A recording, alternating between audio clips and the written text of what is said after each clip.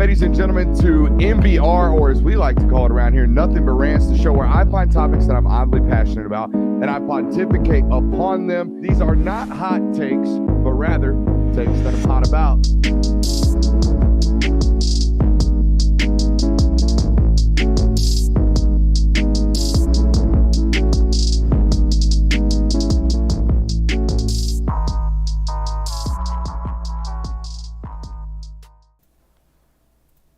What is up, ladies and gentlemen? Welcome into hour number 2 here on a fine Thursday evening.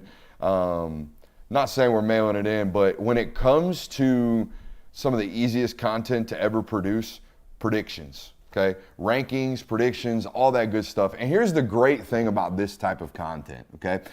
It's easy to produce, it's easy to schedule, and you guys eat this shit up. Like, y'all really love sitting here in August talking rankings, talking predictions. So guess what we're going to do? We're going to go through each Power 5 conference while they still exist for the last year that they ever exist. Okay, the so-called Power 5. When we go to a Fantastic Four and on down to a trilogy of 3 eventually, probably, which is my prediction. Maybe 3 mega conferences coming in college football eventually. I don't know. Who knows? But the best way to do this is go conference by conference by conference. So tonight we're going to start with what we know best and the heavy hitters of all heavy hitters, the Southeastern Conference, because it does in fact mean more. It 100% does. I believe that. Do you guys believe that to be true? Yeah. Yes. The TV contracts don't necessarily believe that to be true. The Big Ten means a little bit more from a financial perspective, but we don't know how much longer that's going to last. You think that's probably because Ohio State's the biggest school in the country, or why is the Big Ten network so much higher value? The game. Do you think it pulls that much? It might. I mean, that is typically the most highly anticipated football game across the nation. Probably is the game between Michigan and Ohio State every single year. So they might maybe it's that they just think that game is that valuable for them to keep. Yeah, I'm kind of curious as to when that deal was made. Do you know? No, I don't. But a lot of the TV network deals are based off of population and states covered, right? So the Big Ten, obviously a regional. Used to be regional network that was comprised of the northeastern states, right? And they got the big ones. They got all of them. Pennsylvania, New York, Chicago. They got all of the metropolitan cities up there that, that contain a lot of people. So the original TV rights deals were predicated off of basically how many TVs are you going to be in front of. And the Big Ten, based off where they're at, location and geographically, we're going to have higher Q scores because that's what it's cumulative off of, right? How many people are watching your football games? So that's why. I asked a question that I know the answer to. But no, we got a loaded show for you guys tonight. We're going to talk about the toughest schedules in college football, the biggest game of the year in the Southeastern Conference. We're going to call our shots on this conference's offensive players of the year and defensive players of the year. We're going to go through the rankings projections, talk a little bit about that. We have it's a cumulative scoring system. The rankings that we're going to give you tonight as we go through them, this is a cumulative score of the 3 of us. We'll talk about some of the disagreements that we have. And we're also going to take a stab at December's headlines today, okay? What this conference's talking points are going to be come December when the season wraps up for this conference and a title, or a champion rather, is crowned. And we're going to do a little bit of player of the day. We ain't done player of the day in a fat minute. We're going to bring you a player of the day, a guy that I got the chance to see back in February at the Under Armour prospect camp, and that being Jordan Ross. Just nailed down a top 5, I believe it is, and some heavy hitters involved in that one. So it's a great show. Make sure you hit that thumbs up button. Make sure you're subscribing to the channel. I got to say this. I got to give you guys, hey, you know what? Let's go on and do it. Give them 3. I got to give you guys 3, man, because, honestly, I've been checking the numbers, and though the views haven't necessarily been there like we want, we can pump those numbers up. They are rookie numbers. We got to pump them puppies up, all right? The subscriber numbers, man. Y'all are doing a great job of subscribing to this channel, and I appreciate you. I can't say it enough. I appreciate you for doing it. So if you haven't already, make sure you're hitting that subscribe button so you don't miss out on all the great developments and the great growth here on this network. Let's talk SEC predictions, but before we do that, biggest game of the year in this conference. What is it? Bama LSU. Yeah, I mean, we kind of alluded to this on the last hour, how people are kind of circling that Georgia-Tennessee game. There's a good chance the Georgia-Tennessee game is irrelevant by the time it's played because it's the second to last game of the season. So most of the conferences most of the divisions will have shaked out for the most part already, unless both teams are undefeated. But the likelihood of that happening is slim. So I think LSU, Alabama, kind of that mid-season game, two teams that have real playoff chances is going to be the biggest. The game's in Tuscaloosa, correct? Yes, sir. Mm-hmm. And what's also interesting about that game is that both teams have a pretty tough stretch before they get to play one another. Like LSU's got a tough stretch to go up against. Alabama has to go against Texas early in the season with some other SEC games sprinkled in there. So that game could be a little interesting as well if like both teams come in there with one loss. I mean, it could be, or maybe even one team comes in with two losses, and that game maybe seems a little bit irrelevant. But I still think it's the biggest game. I think that is going to be the game that decides the Western Division. Well, it could also be a playoff elimination game. If both teams come in with one loss, then you lose that game, your season's pretty much over. Yeah, no, you hit on it. At least they get a bye before it. But that stretch before that game, I mean, it's at Mississippi State, at Texas A&M, Arkansas at home. You get Tennessee at home, and then you got a bye week, and you play LSU. That's about as tough as it gets in this conference, to be honest with you. So, yeah, it's not a great schedule. It's not a schedule that you want to have from a perspective of we don't really know who our quarterback is, and I'm sure we'll delve into that more as we go tonight. What else we got? Is it just that simple? It's the Georgia-Tennessee game that will decide the East and the LSU-Alabama game that will decide the West? I feel like it is. I mean, the cocktail party isn't that big of a deal this year. Iron Bowl, Hugh Freeze is going to be in his first year. He's going to be sorting kinks out. Only thing the Iron Bowl will mean is if Auburn can spoil Alabama's season at the end of the year is what I think it is. The game's always tight. Yeah. A&M Georgia, or A&M Bama, my bad. A&M Bama's been very close games the last two seasons, and that could be interesting. Jimbo Fisher seems to always give Bama their best fight, but I don't know if that's going to be an interesting game. It is in College Station this year, but if that doesn't epitomize Texas A&M football, yeah, like 7-5 with a win over Bama. Yeah. Play like dog water against App State, and then play like we got 35 5-stars on our team because we do against Alabama. And it's why I have, like, when we're going to talk about it later in the show, it's why, I mean, of all of the opinions that we have about this conference and how they shake out, I see Texas A&M finishing sixth in this conference, and you guys have them finishing fourth and fifth, fourth and third, excuse me. So I see another year of inconsistent football play from the Texas A&M Aggies, despite all the talent. I know they're talented. They were talented last year, and they're older, and guys are better, and they're bigger, and they're faster. That's fine. Maybe we turn a 7-5 season into a talent gets us into a 9-3 season or something like that, but I don't see it overall. My mindset there was just kind of the teams that I had below Texas A&M. There's still some questions that I have about them, whether it be quarterback play or what is the rest of the roster going to look like this year with some key players leaving and then just kind of head coaching changes. And so I just kind of was like, my thought process was Texas A&M has talent. I'm going to take the talent in that scenario, but I still don't necessarily think that they're going to go out there and blow people away.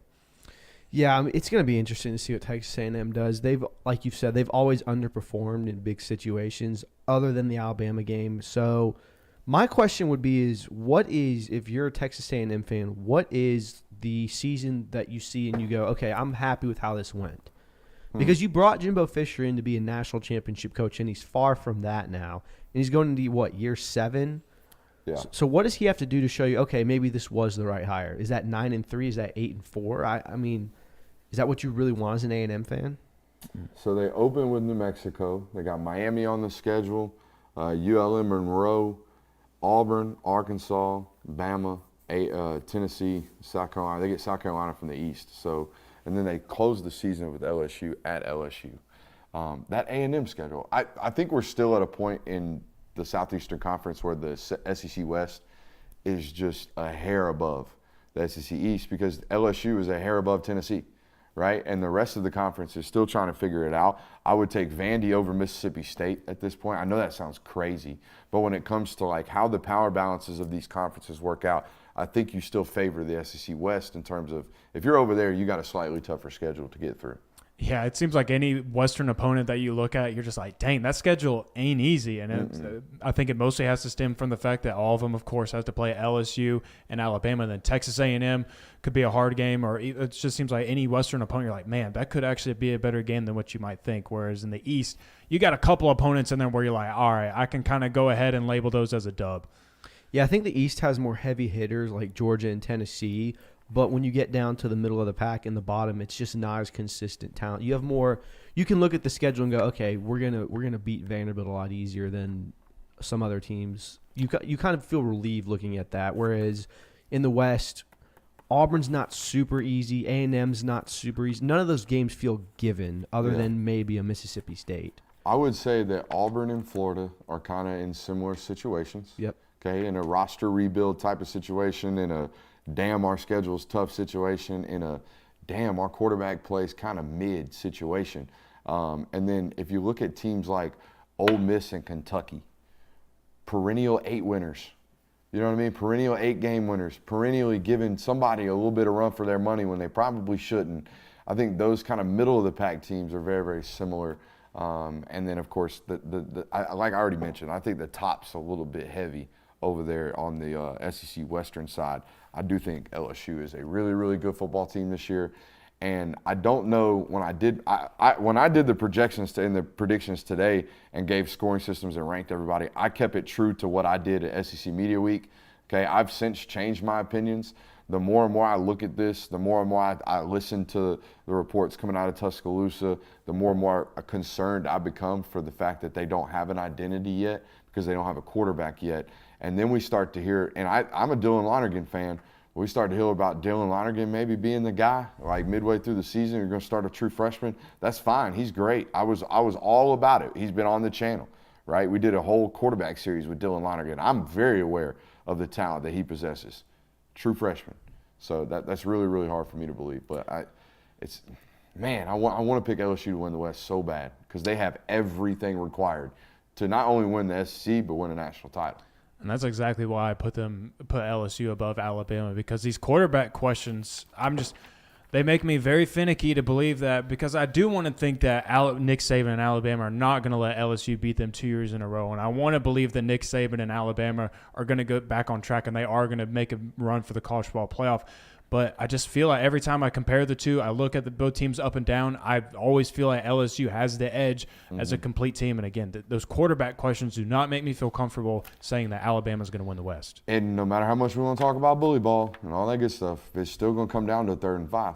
Like eventually you're going to have to move the sticks and play with good quarterback play. Not to say that they don't have it, but it sounds like they don't have an answer yet.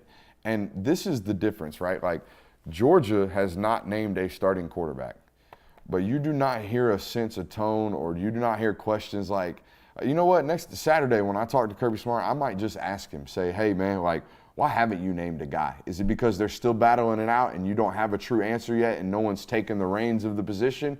Or is it just because you don't want to give us an answer to it? I think the answer is probably the latter, right? I just don't think he wants to say Carson Beck's the true starter. Because if it takes UT Martin an extra 10 minutes to game plan a Brock Vandagriff script, then he's won. That's how his brain works. That's how this operates. But what you haven't heard him do is take the opportunity when asked about the quarterback competition to call out the room, which is exactly what we saw from Nick Saban yesterday on this channel. When we brought you that sound and we played you that clip, that's a pissed off football coach challenging his room for somebody to step up and make me give you the job. Not earn it, make me give it to you. Make me say, all right, fine, you've played well enough, it's yours.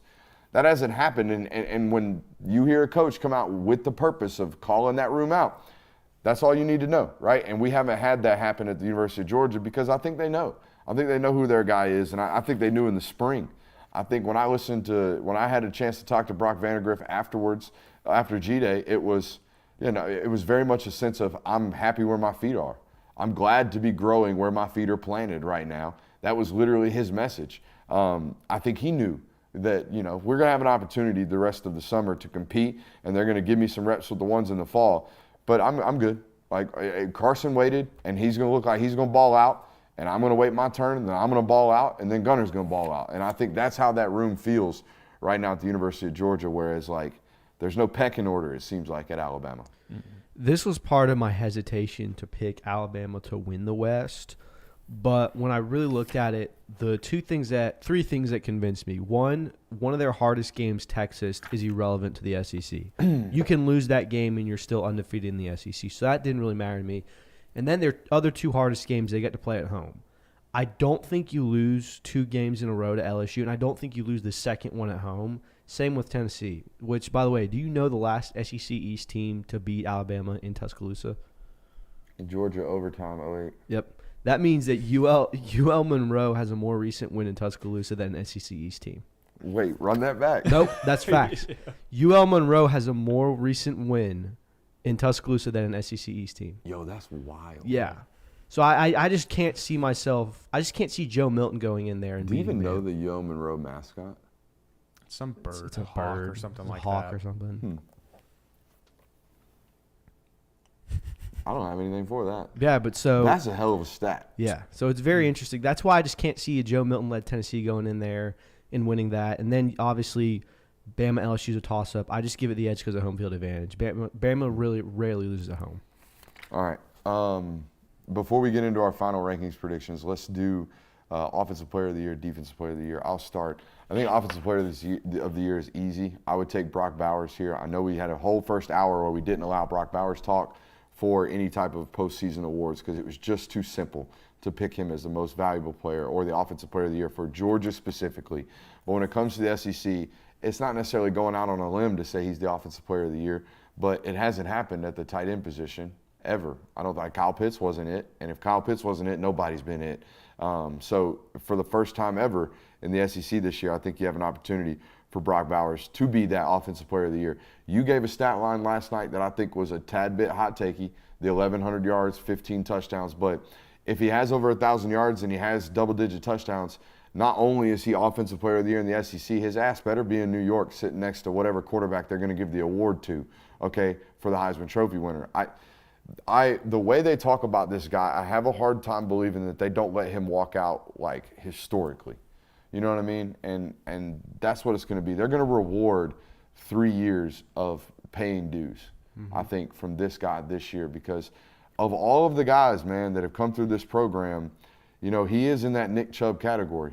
He is in that Nick Chubb category of just being, I mean, the kids say it all the time, but being built different and acting different, conducting yourself differently, and working with a different type of work ethic. And Kirby Smart, over his career, has tried to reward those. But it's a fine balance they're going to have to play where, hey, we're not risking his NFL future by overusage right now. You know what I mean? Yeah, Brock Bowers is a really good pick because I do think that Georgia is going to make sure they get the most out of Brock Bowers while, like you said, being a little cautious about how much exactly they're using him. I went a little different. I went a little different on this Offensive Player of the Year selection. I went with KJ Jefferson because I think that offense is going to be KJ Jefferson. They have Raheem Sanders, which can kind of help Jefferson out a little bit with kind of keeping the defense a little true in the read option game and even in the passing game a little bit. I know that the offensive weapons that they have are a little touchy right now because they did lose Matt Landers and they also did lose Jaden Hazelwood, which were kind of their 2 big receivers from last year. But I just think that KJ Jefferson is going to be the dude out there in Arkansas, and for them to stay competitive, he's going to have to be a great year. I don't think that they're going to be in the upper tier of the West, but I think that they're just going to let KJ Jefferson be KJ Jefferson. He's going to put up good numbers. Obviously lost Kendall Briles this offseason. So I think a little bit of that creativity with the quarterback run game specifically is going to fade potentially. But if you've ever seen KJ Jefferson in person, he is a man. Like, that is a massive human. Not only is he big at like 6'4", maybe 6'4 and a half, probably 235, maybe 240. But that bitch 40 in the face. Like, he is a grown man. And he's been playing college football for a long time, and tackling him at 2 yards means he gained 4 yards, essentially, because he is a yards after contact monster and nightmare for defensive coordinators. I do worry because I've studied Kendall for a long time, at least since his time at Arkansas, and they were doing some very, very unique stuff, and that loss, and that's exactly what it is. It's a loss in that voice is going to be impactful for him this year, I would imagine. But they have no, like you said, they have no other options, really. The options of Arkansas and the recipe for Arkansas to win football games this year will be KJ Jefferson needs to eat today. KJ Jefferson needs to play like an Offensive Player of the Year in the SEC for us to win football games, and they'll call games that way. So I think that's a good pick. So I went quarterback route too. I kind of wanted to look at, there really isn't a proven guy in the SEC this year. I mean, Spencer Rattler kind of had a good back half of the 2022 season, but he was wildly inconsistent throughout.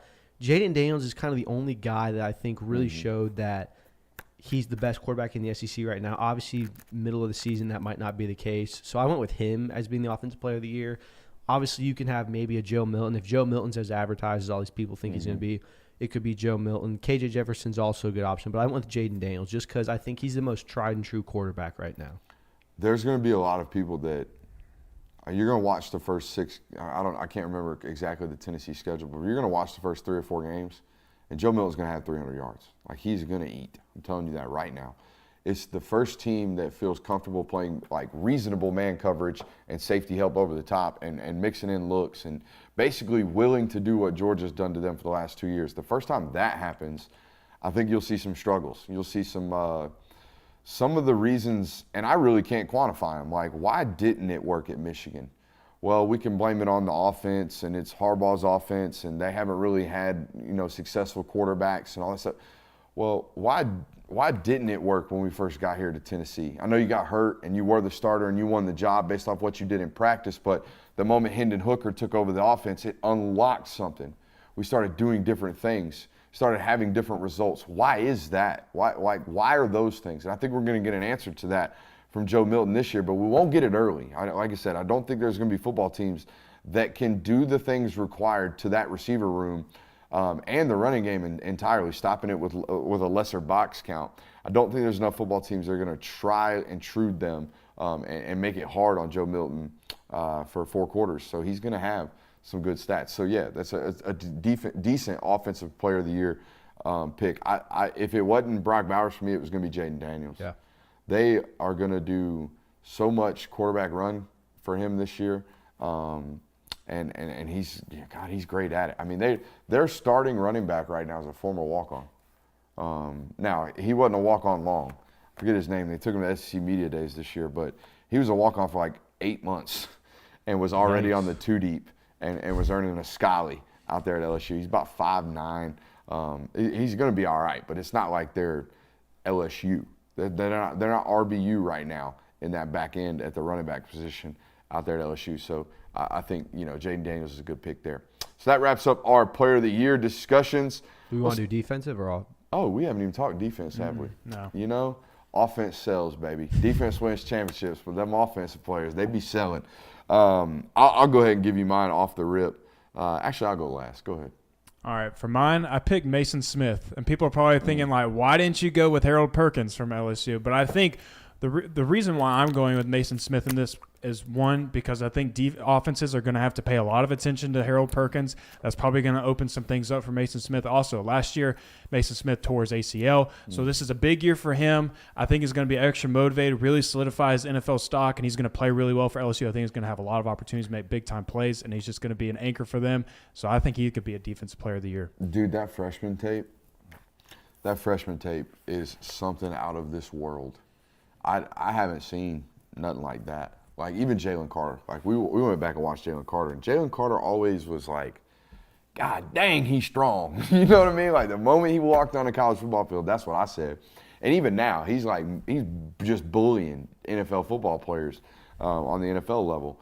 But the first time I watched Mason Smith, it was like, holy shit, what is that, man? Like, wow. He's 6'5", 6'4.5", 310 pounds. And he just, he moves like people that are that big shouldn't. And I think you hit the nail on the head, man. That's a guy that's coming off of a major injury, has bounced back, it sounds like, off all reports and indications, and is obviously hungry. Like, it is money year for Mason Smith. This is a dude that could be in that top 10, top 12 NFL draft pick type of range because of the covetance or the amount of people coveting defensive line play and defensive tackle play in particular. I think he's the best in college football at that position right now. So, yeah, Defensive Player of the Year is definitely attainable. So I also kind of toyed with the idea of putting Harold Perkins there, but I ended up going with Dallas Turner. I think for a couple of years he kind of lived in Will Anderson's shadow, and now that he's kind of the guy on the DN line, it's kind of his turn, and he'll make a big impact this year. So that's kind of who I went with. That was my guy. I think that's a guy that they're going to scheme up. I'm not going to say a lot of Will Anderson's sacks were – a lot of them were effort sacks if you go back and watch. Like, Will Anderson plays with a high motor, and he gets after and he finishes plays better than most. He redirects and chases better than most because his motor, his willingness to do so is that way. But they also designed a bunch of wins for him. They gave him the predominant rushes because we've talked about that here, how Georgia specifically is more of a team-oriented rush. They kind of identify the weak link on the offensive line, and then they attack that, or the weak link in the protection units, and then they attack that, how they slide, things like that. Alabama, when Will Anderson was there, it seemed to be much more of, hey, we're going to slant everybody in a way and as such that Will gets the one-on-one because Will's our best player and he's our best chance to win. Well, that's now Dallas Turner, and Dallas Turner finna eat. All right, Dallas Turner's absolutely finna eat. So I like that as the Defensive Player of the Year as well. Guys like Malachi Starks, Pop from Georgia, they need to get call and love here. I don't think Kell's going to have enough statistical production, Michael Williams that being, to get into the argument and discussion for position and plight like this, right? When we're talking about Defensive Players of the Year, you not only have to pop on film and be the guy we talk about on Saturdays when your matchup's on a national spotlight, but you have to rack up the stats. And I don't know if Kell or any defensive player for the University of Georgia in that front seven department is ever going to do that. Yeah, it's a collective unit. They play defense collectively. They do things together, and that's the thing is why I didn't pick a Georgia player. The same reason is I don't think that any of them are going to put up the numbers that you necessarily need to get those types of honors. That's not to say, of course, that they're not great players and that they're not going to have great seasons, of course. It's just that Georgia's defense together is going to have an immaculate season, whereas like some of these players like Mason Smith or Dallas Turner, those guys are probably going to be poised to just put up ridiculous numbers. Yeah, that's all I got on that. All right, so let's talk predictions finally. Okay, we've done all the awards, we've done all that good stuff. Let's talk about SEC rankings predictions. I've got the scoring totals here. Here's how it broke out here. For the SEC East, we have Georgia finishing first, followed by Tennessee, South Carolina, Kentucky, Missouri, Florida finishing sixth, and Vandy rounding out, finishing seventh. But it should be noted that our boy Christian Kirby believes Florida's going to finish dead last in the SEC East this year. Is that just pure Gator hatred, or is that because you think they're that bad? I'm objective too. I think Florida is in a very sticky situation with Graham Mertz. Yeah.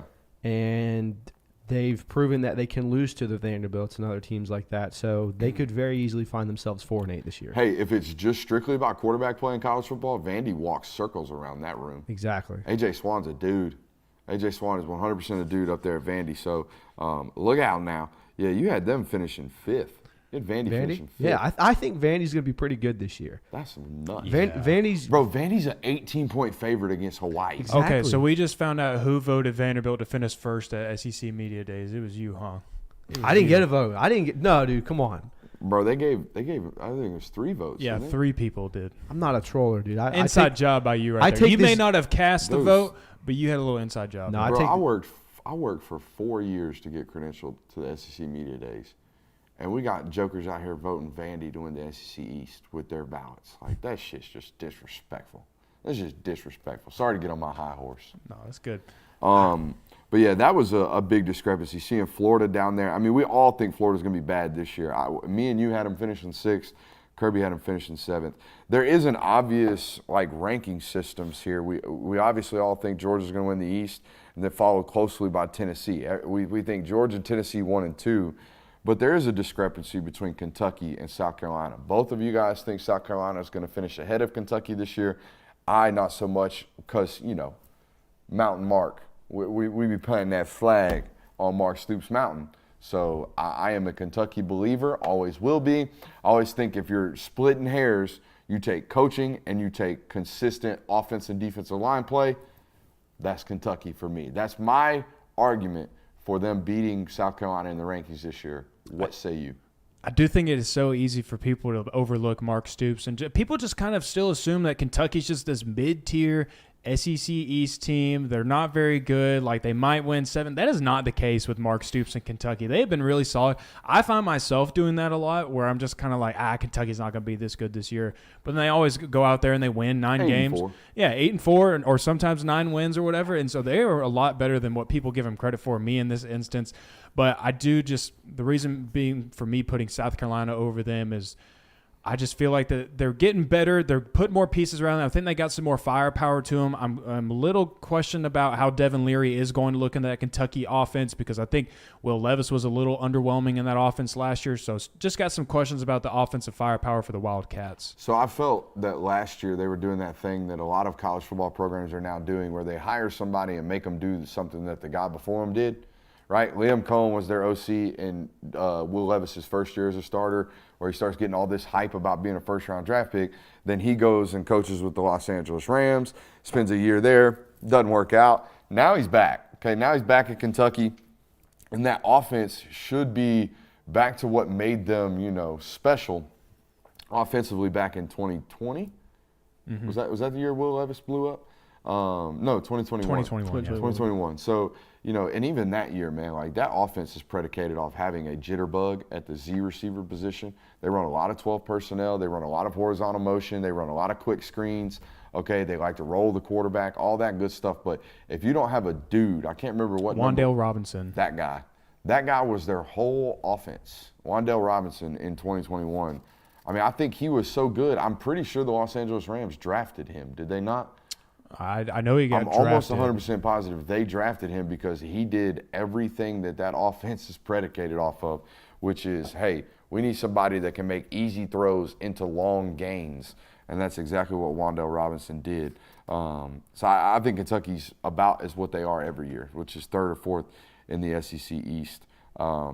Missouri not getting a ton of love from us. I think they're on the same caliber of trajectory as Florida right now, except – they're throwing parties for defensive end commits, which number one player in the country. Is it just me or are rankings moving more often than ever before? I feel like the number one player in America is committed like 7 times this summer. Yeah, if you look at the number one player across like all the recruiting sites, I believe they all have a different player up. It's kind of crazy. Either way, who's your number one player in America? My number one player in America? Yeah, in 2024. Do you have one? I really don't know if I could give you a true answer. I don't know. I don't either. I mean, I leaned Raiola, but I don't know. I don't know how solid I feel on that. I want to say Nwaneri. I do. Yeah. He is so refined. That guy is so good. This would be an interesting, it's going to be an interesting battle. I don't love just automatically making it a quarterback, but watching Raiola is pretty impressive. The chat's got a great one. Ellis Robinson. Yeah, that's who ESPN has. Ellis Robinson might be the best player in America from an overall skill set and standpoint. Let's talk about the SEC West before we wrap it up for the week. Man, it's been a great week. Hope you guys have enjoyed it. Hit that thumbs up button, subscribe, all that good stuff. Let's talk about the SEC West. Only one person on our ballot has LSU winning the SEC West, and that is you, Jay Will. Make the case. I know we already have a little bit. I want to backtrack, and I want to say, nah, because here was my thought process. My thought process when I chose Alabama to win the SEC East or SEC West during SEC Media Week, I figured, A, they'd have this stuff figured out by now, but I also figured, B, that Jalen Milroe, if they were going to run the football, they were just going to let him be a quarterback that's going to run the football. And I'm good with that. You're going to run the ball 60% of the time, and one of those guys toting the rock is a quarterback who's 6'4", 230, and runs 4.48. That's not a bad option, but it sounds like they're still up in the air with the quarterback battle. So why LSU? They retained a lot of talent. You got Malik Neighbors out there, even though you lost Keyshawn Boudy. And then even if you were to lose Jaden Daniels, Nussmeier was pretty impressive against Georgia last year in the SEC championship game. I thought he played well enough to where if you did have to roll him out there this year, say Jaden Daniels gets hurt rushing the ball a little bit. So they even have a deeper quarterback room and more answers in the quarterback room 2 times than what Alabama has. Stetsy vibes from Garrett Nussmeier. Real Stetson Bennett vibes from that guy. Okay, kind of a chip on the shoulder at all times, super football savant type dude, studies it hard, not necessarily 6'5". God didn't touch him with every bit of gifts that are at the quarterback position, but damn, he competes his nuts off. I remember watching him at the Elite 11 several years ago, and I actually walked up to him after the camp, and I said, bro, I come out here to learn about intangibles. Like you did, like you coached, you competed, you were attentive in every meeting, you were encouraging of other competitors out here. Like, man, you got something. Like, I don't know what's going to happen for you from a football perspective, but from a personal perspective, You got something about you. I like me some Garrett Nuss. I don't know why I pointed at you. Am I supposed to counter the argument? No. The whole reason I picked Bama again was just because they have home field advantage. I listed the stats earlier, but it's a very gray area. I don't feel super strongly about Bama winning the West. I'm not going to die on the Bama wins the West hill, but if I had to pick, there's still part of me that just trusts Nick Saban to get it done, even though this is probably one of the least talented teams he's had in a while. I just like the fact that LSU seems like they have an answer for everything. They got the playmakers on defense. They're going to have the playmakers on offense to get it done. But, I mean, that's not to say Alabama doesn't. I mean, like you said, they have Dallas Turner. They have Kool-Aid McKinstry. But the quarterback questions is just what's holding me back. And that question very quickly could get answered when they go out there and play Texas and they maybe figure out something at quarterback. But just as of right now, I got to stay with LSU. I think every guy in that room's relatively talented.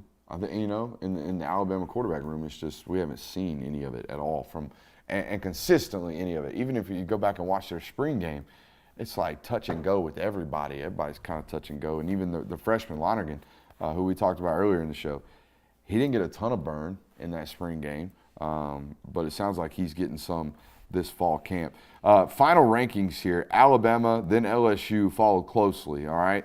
Then there's a pretty sizable drop-off to Ole Miss, A&M, Arkansas, Auburn, and Mississippi State. A&M has the largest variance from anybody or any team on these rankings, okay? I had A&M finishing 6th. Kirby had them finishing 3rd. You had them finishing 4th in the SEC West. I'll make my case. Until Jimbo Fisher proves otherwise, I'm just not. I'm just not going to be out here talking about him consistently winning football games in the SEC West. And there's a thing now in college football, okay, where the moment football teams don't realize their full potential, okay, the moment they lose enough football games to take them out of the college football playoff, you know what it requires? It requires a human being to stand in front of 18 to 23-year-olds and convince them to play for something bigger than themselves. That's what it requires. It requires you to play for the love of the football game, right? It requires you to play hard because you're a competitor and that's what you do. It requires a head football coach that will inspire everybody in that room. And boys and girls, if there's one thing I've talked about on this network, I don't think Jimbo Fisher's that guy anymore. And, until, like I said, until something proves me otherwise, we're standing by that you can be a national title contending winning football team with arguably the most talented football team college football has ever seen. That 2013 Florida State football team is absurd with the amount of NFL football players that are on it, right? And then a Heisman Trophy winner at the quarterback position as well. Until this guy proves to me that he can show up and play to a standard, his football teams can, every single Saturday in this conference, we're just not here. We're just not here for any type of expectations or anything like that. That's why they finished 6th in my board right here, because I do think the SEC West this year is talented top to bottom. I think it is a deep conference with some really good football teams. I think the reason for the variance is Texas A&M is kind of a hard team to read. But I also think, and that's kind of why I just plugged them in the middle, because I didn't know what to do with them. I didn't necessarily want to put them too low, but I definitely didn't want to put them in the top 3. So I just kind of stuck them at 4. And it's like the ceiling is up here and the floor is also down here. There's such a big difference between what they could accomplish and also what they could become this year, despite all of the talent that they have. So they're a hard team to read and a hard team to gauge. Facts. If you put me in a coma and woke me up January 1st of 2024 and said Texas A&M went 10-2, they beat LSU, they put another close game against Bama, I would believe that. If you did the same exact thing and told me Texas A&M went 5-7, I would also believe that. So there's really no way, when you have so much in between, they're talented enough to beat anyone they play, and they're also bad enough and poorly coached, I think, to lose to anyone they play and disorganized. So it's kind of almost impossible for me to put a ranking on, which is why, like Jay Will said, I just kind of stuck them in the middle because they should be way better than 6th. They're talented enough to be 1st, but I don't think they're organized enough or know how to be 1st. So I put them at 3. The chat is showing a bunch of love to that 2020 Texas A&M team that was an Alabama boat racing from probably making the college football playoff that year. They lost to Alabama by 28 points, or is that? Yeah, that's 28 points. Yeah, 52-24, and it ultimately kept them out of the college football playoff because can't get beat that bad by, I believe, Alabama was undefeated that year. That was their best football Yeah, that was team. the, probably ever. that was They were the freaking best. loaded. That was the Bama Mac team ever. Jones, Devontae Smith. Yeah. That was the Heisman Trophy winning season for Alabama that year. Probably not the buzzsaw you want to run into. When you're right, the chat is right. They were probably the third or fourth best football team in college football that year. Well, the other problem with that 2020 team was, yeah, they lost to Bama and they were one loss, but they limped through the rest of the regular season. I remember them. What was the score of that Auburn game? I'm looking at it right now. They beat them 31-20, and then the next week they beat Tennessee 34-13, and then they beat North Carolina in their bowl game 41-27. But you're looking at them kind of limping through the middle of their schedule against teams like LSU, where they kind of squeak out a 20-7 win and things like that. Yeah. But the main I remember the debate being that year. We have a 6-win Ohio State team, and we have a 1-loss LSU or Texas A&M team that got the brake drums beat off of them by Alabama. We can't put that team in over Ohio State. That was the whole debacle. Yeah, and I mean that's just the times of 2020 where you had one team from a different division playing 6 games, the other played 10. So I don't think that'll ever happen again. Hope it doesn't happen again. But yeah, looking back, I just remember that A&M team being in a lot of one-score games in the fourth quarter to teams that they should not have been in the one-score games with, and just looking like, is this really a playoff team? I'm not gonna lie, the 2020 season is kind of a fever dream to me. I remember bits and pieces of it, but it's a lot of it is very much a blur, especially from a national perspective. Bro, I'm just looking at this Jimbo Fisher buyout clause. This shit is epic. Doesn't matter how many times you see it, it's just like every damn. single time I want to find Jimmy Sexton, who I'm assuming is his agent, and I just want to give that son of a bitch a high five, because god dang. And then give some pointers, man. What's some negotiation tactics? This shit is wild. All right, if they would have fired him last year, they owed him $86 million, and then it decreases by $10 million every single year till 2030. That's a whole Johnny football season. There is no lump sum, no nothing. It's just a de-escalating buyout clause, $10 million every single year. What a damn contract. Pac-12 commissioner should have called up Jimmy Sexton. Bro, here's what's going to happen. If he's not careful, bro, he better keep his P's and Q's tight, because when you owe that kind of money and you performing like this, they're going to try to find a way to fire your ass. Oh, you think for they're cause. going to Tennessee him? Oh, no, they're going to Brian Harsin him. They're going to try to get him. Like, if it's that bad. Because it's oil money, bro. I know it seems like it's endless, but don't nobody likes setting money on fire. Nobody likes doing that, and that's what it kind of feels like sometimes when you look at some of these coaching contracts, because that is nuts, man. And that's part of the reason why there is so much variance. There's also a ton of variance in this Auburn score right here. I got them finishing middle of the pack right there at about 5. Kirby, you got them finishing dead last, and Jonathan, you got them finishing second to last. I guess I'll go first with the reason being Auburn, even under Brian Harsin, they'd never recruited terribly. Like, it's a roster that still has serviceable SEC football players. That's not Mississippi State's roster. That's not Kentucky's roster. That's not Vanderbilt's roster. That is a serviceable, middle of the pack SEC football team. My question is the quarterback play. You got a guy coming in there that got beat out at Michigan State and is coming down here to figure out SEC football. And that's a position that has been a revolving turnstile for the Auburn Tigers since Bo Nix has left. I mean, they've gone through how many different guys? 3 or 4. 3 or 4. And whatever happened to Holden Geither, the kid from Benedictine, man? I could have sworn that dude was going to be elite. I don't know. I missed on that one. But no, the quarterback position scares me at Auburn. But the roster as a whole doesn't look terrible, because it never does. It's Auburn. Mm-hmm. They're always going to recruit relatively well. State of Alabama produces well. Yeah, I think it's a combination of first Peyton Thorne being the quarterback, as it was announced today, and then also a combination of Hugh Freeze making the return to the SEC, first year with Auburn. So the culmination of first-year head coach at this school. All right. I don't mean to cut you off. We got some questions in the chat here. There's a question about the difference between a national letter of intent and signing financial aid paperwork. Financial aid paperwork is you starting the process of enrolling at the school that you have chose. Signing your letter of intent locks you into being there your first year without using a transfer portal exit, okay? That's what that does. Your letter of intent is your legally binding document to enroll at that school, starting FAFSA or starting financial aid paperwork is an academic process, not an athletic process. So those are the differences. We are making an academic commitment and a financial commitment when we start our financial paperwork aid, and we are starting an athletic commitment when we do our letter of intent. Does that hammer out all of the SEC West discussions? Did we miss anything? The only thing we haven't really touched on it is toughest schedule in the SEC. Who do you think it is? It's LSU Yeah, that's what I put. because of the start and just the overall finish. The SEC West is not fun. Alabama's got a tough one too. I mean, I'm not going to sit here and tell you the Alabama schedule ain't Arkansas's got a tough. tough one too. So I went with a different one. I think South Carolina, you could make a case for South Carolina having the toughest schedule in the nation Yeah. because they start the season against UNC at a neutral site, which is not a cakewalk. UNC is a very decent team.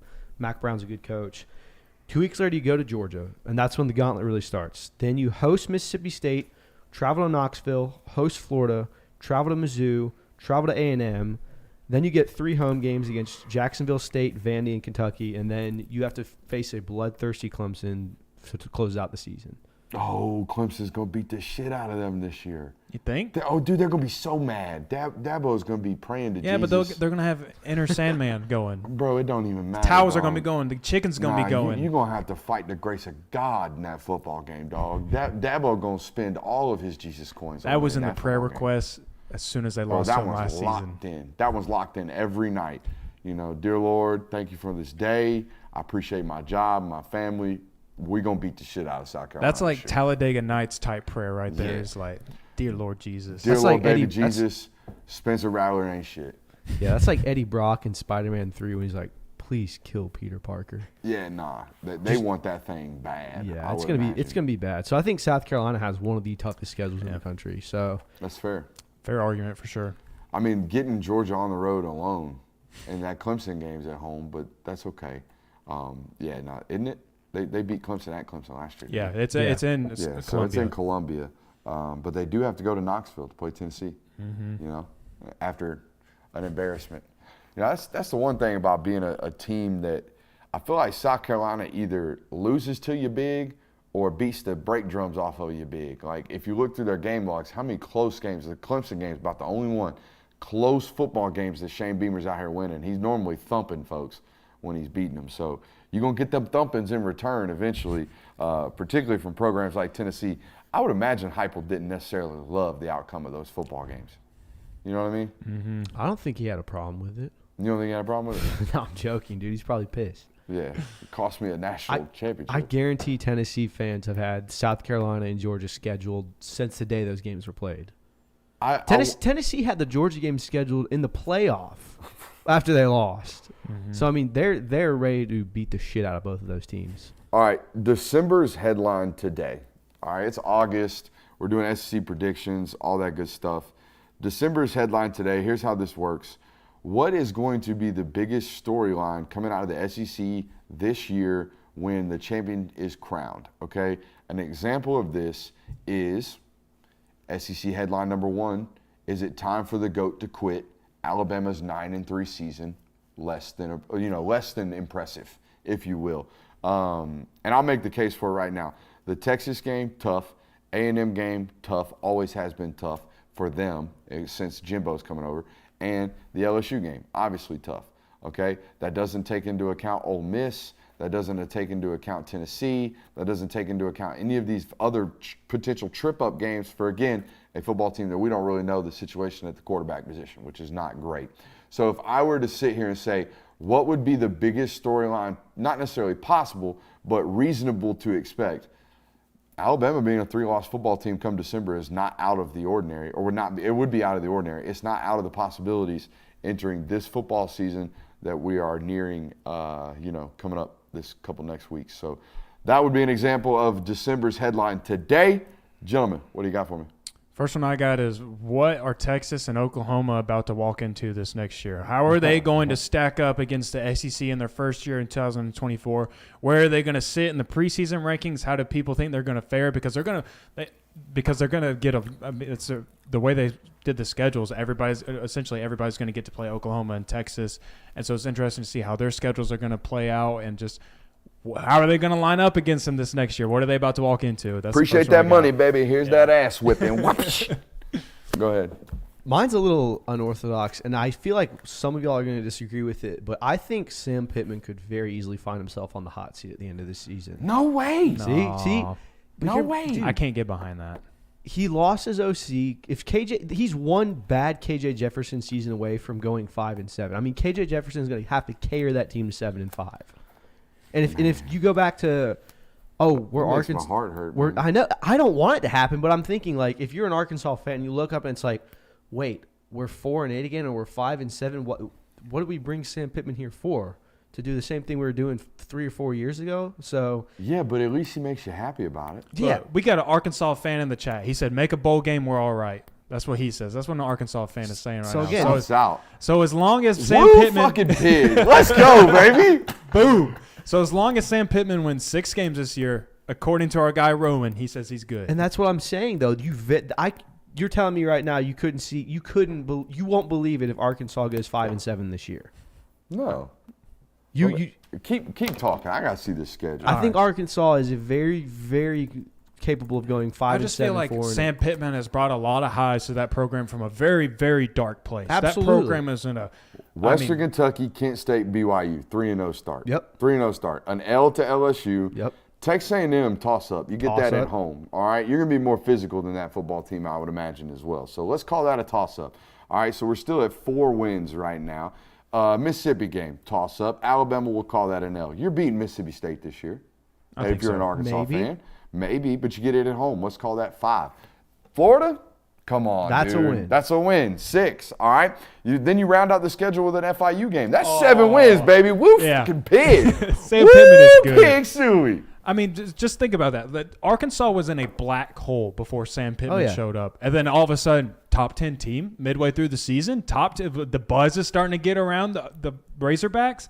I just think from what he has brought that program to, he can at least spare one bad season. I'm not saying he gets fired at the end of 2020. I'm not even saying it's like people are disgruntled, but I'm saying he could Bunsen burner. He could find Yeah. that seat could be warming up if you get, we're 5-7. What are we doing? I thought Not happening, I though. thought Sam Pittman was. That's what I'm saying. So Bro, we'll see. 5-7 would have to be losses to like one of them non-power Yeah. fives. But that schedule's. I mean, the SEC West is brutal, but that schedule is not.